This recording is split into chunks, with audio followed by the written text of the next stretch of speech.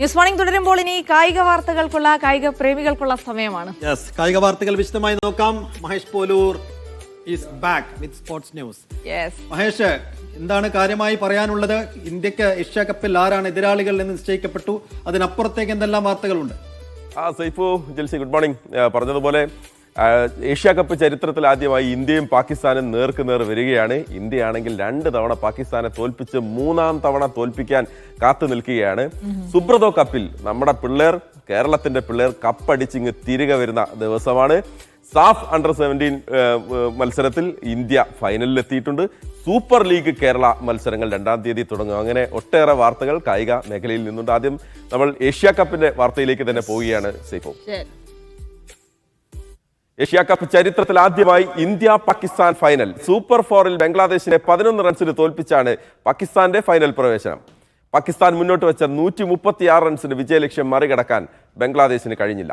ദിവസങ്ങളുടെ ഇടവേളയിൽ പാകിസ്ഥാനെ 2 തവണ തോൽപ്പിച്ച ആത്മവിശ്വാസത്തിലാണ് കലാശപ്പോരിന് ഇന്ത്യ ഇറങ്ങുന്നത്. ക്രിക്കറ്റ് ആരാധകരെ ആവേശത്തിന്റെ കൊടുമുടി കയറ്റുന്ന super duper heavyweight final, India versus Pakistan.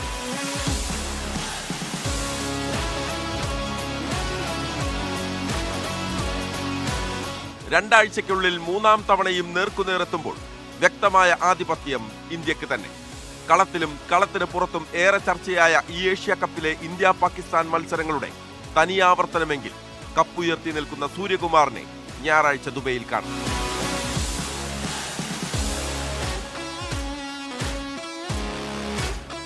ഇന്നലെ നടന്ന പാകിസ്ഥാൻ ബംഗ്ലാദേശ് സൂപ്പർ 4 മത്സരത്തിൽ ടോസ് നേടിയ ബംഗ്ലാദേശ് പാകിസ്ഥാനെ ബാറ്റിംഗിന് അയച്ചു. ആദ്യ ഓവറിൽ തന്നെ ഓപ്പണർ ഷാഹിദ് സാദ ഫർഹാന്റെ വിക്കറ്റ് പാകിസ്ഥാന് നഷ്ടമായി. 2-ാം ഓവറിൽ സൈം അയൂബും റിഷാദ് ഹുസൈന് പിടികൊടുത്തു. 49 റൺസിന് 5 വിക്കറ്റ് നഷ്ടപ്പെട്ട് തകർന്നടിഞ്ഞ പാക് നിരയെ കരകയറ്റിയത് വാലറ്റക്കാരുടെ മികച്ച പ്രകടനമാണ്. വിക്കറ്റ് കീപ്പർ മുഹമ്മദ് ഹാരിസും ഷഹീൻ അഫ്രീദിയും മുഹമ്മദ് നവാസും ചേർന്ന് 8 വിക്കറ്റ് നഷ്ടത്തിൽ 135 എന്ന ഭേദപ്പെട്ട സ്കോറിലേക്ക് പാകിസ്ഥാനെ എത്തിച്ചു. മറുപടി ബാറ്റിംഗിനിറങ്ങിയ ബംഗ്ലാദേശിനും കാര്യങ്ങൾ ശുഭകരമായിരുന്നില്ല. ആദ്യ ഓവറിൽ ആദ്യ വിക്കറ്റ് വീണു. 25 പന്ത് നേരിട്ട് 30 റൺസ് എടുത്ത ഷമീൻ ഹുസൈൻ മാത്രമാണ് മെച്ചപ്പെട്ട ബാറ്റിംഗ് പ്രകടനം കാഴ്ചവെച്ചത്. 20 ഓവറിൽ 9 വിക്കറ്റ് നഷ്ടത്തിൽ 124 റൺസ് എടുക്കാനേ ബംഗ്ലാദേശിന് കഴിഞ്ഞുള്ളൂ. ബാറ്റിംഗ് മികവിന് പുറമെ 3 വിക്കറ്റ് എടുത്ത ഷഹീൻ ഷാ അഫ്രീദിയാണ് കളിയിലെ താരം. Sports desk, media 1. അങ്ങനെ ഏഷ്യ കപ്പിൽ ഇന്ത്യ പാകിസ്ഥാൻ ഫൈനൽ ആദ്യമായി വരുമ്പോൾ നമ്മൾ പറഞ്ഞു, കഴിഞ്ഞ ദിവസം ആഴ്ചയിൽ നടന്ന 2 മത്സരങ്ങൾ 2ലും ഇന്ത്യയുടെ ജയം. മാത്രമല്ല, കളത്തിനകത്ത് ഹാരിസ് റൌഫിൻ്റെയും ഒപ്പം ഫർഹാൻ്റെയും ഒക്കെ വിജയാവേശം അവർ ആഘോഷിച്ച് നമ്മൾ കണ്ടതാണ്. അതിന് ഇന്ത്യൻ ആരാധകർ കൊടുത്ത മറുപടി നമ്മൾ കണ്ടതാണ്. കളത്തിന് പുറത്തും അകത്തുമൊക്കെ വലിയ ചർച്ചയാണ് ഇന്ത്യ പാകിസ്ഥാൻ മത്സരം എന്ന് നമുക്കറിയാം.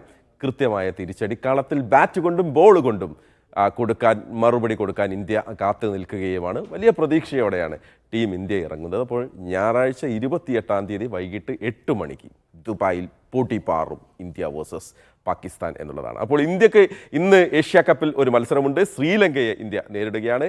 നേരത്തെ തന്നെ നമ്മൾ ഫൈനൽ ഉറപ്പിച്ച് കഴിഞ്ഞതാണ്. അതുകൊണ്ട് തന്നെ മുതിർന്ന താരങ്ങൾക്ക് ഇന്ന് വിശ്രമം അനുവദിച്ചേക്കാം. ടൂർണമെന്റിൽ നിന്ന് പുറത്തായ ശ്രീലങ്കയെ സംബന്ധിച്ചിടത്തോളം ഒരു ആശ്വാസ ജയം അതുമാത്രമാണ് ലക്ഷ്യം. സൂപ്പർ 4-ലെ അവസാന മത്സരം.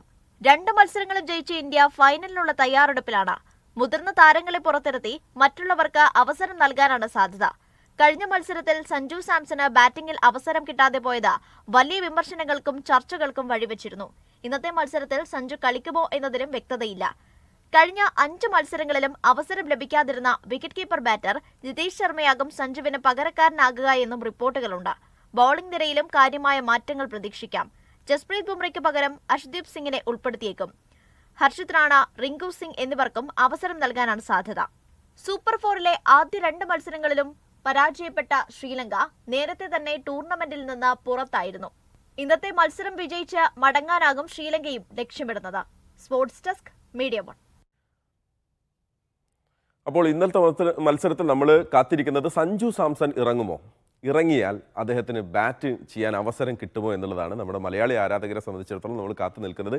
കഴിഞ്ഞ തവണ 8ാം സ്ഥാനത്തേക്ക് സഞ്ജുവിനെ കൊണ്ടുവന്ന് വെച്ചു, അദ്ദേഹത്തിന് ബാറ്റ് ചെയ്യാൻ പറ്റിയില്ല. അതിൻ്റെ നിരാശ മലയാളികളായ ആരാധകർക്കുണ്ട്. സഞ്ജു ഇറങ്ങുമെങ്കിൽ ജിതേഷ് ഇന്ന് ടീമിലുണ്ടാകുമോ? ജിതേഷ് വരുമെങ്കിൽ ആരാകും വിക്കറ്റ് കീപ്പർ? ശുഭ്മൻ ഗില്ലിന് ഇന്ന് വിശ്രമം കൊടുക്കുമോ? ജസ്പ്രീത് ബുംറയ്ക്ക് ഇന്ന് അവസരം ഉണ്ടാകുമോ? ഒക്കെ ഇന്ന് വൈകിട്ട് അറിയാം. എന്തായാലും സഞ്ജുവിൻ്റെ ഒരു ബാറ്റിംഗ് വെടിക്കെട്ട്